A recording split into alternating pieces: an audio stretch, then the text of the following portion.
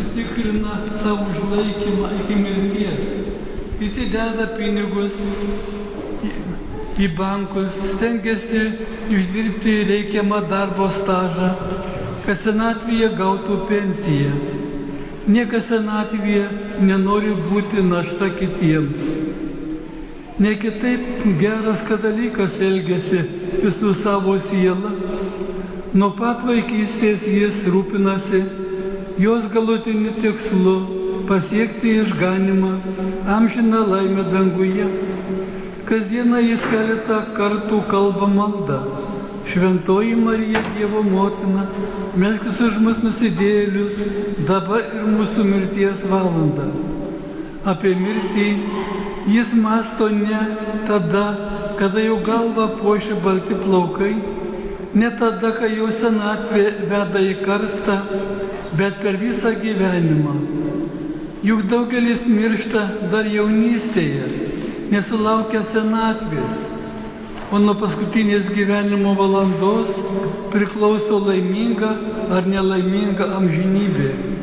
Todėl išmintinga yra išsirinkti švenčiausią mergelę Mariją savo globėją, ypač mirties valandoje.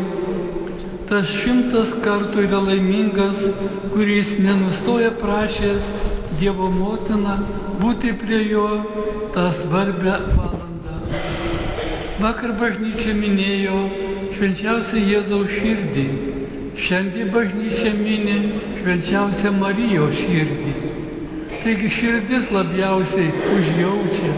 Ji yra laikoma meilės simboliu, gerumo, atlaidumo, visokio gėrio vieta.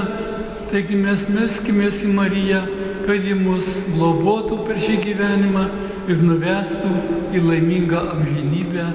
Amen.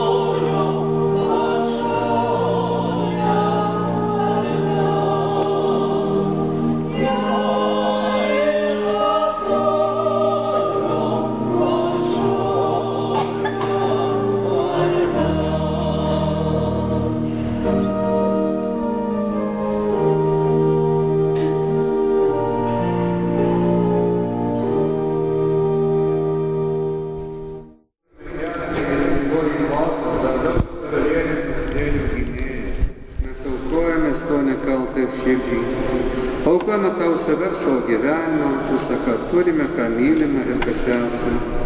Tau te būna skirtos mūsų kūno jėgos, širdis ir siela.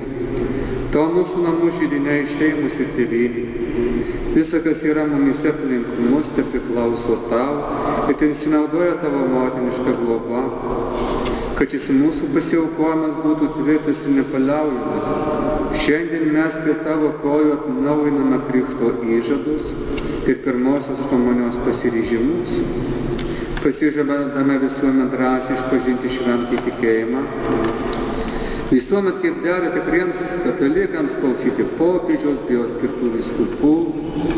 Pasižadame stropiai laikytis Dievo ir bažnyčios įsakymų, sąžiningai švęsti sekmadienį ir įsakytomis dienomis uoliai dalyvauti šventosiuose mišiuose.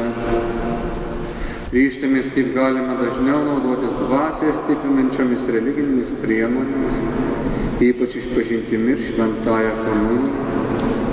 Galingo Dievo motina, meilingoji mūsų globėja, pasižadame iš visos širdies šventais darbuotis, kad išplistų tau nekaltosios širdies viešpatavimas ir tuo būdu mūsų ir visų žmonių sielose, mūsų tėvynėje Lietuvoje ir visame pasaulyje, kuo greičiau ir kuo tvirčiau įsikurtų garbingo tavo sūnaus Jėzaus Kristaus karalystė.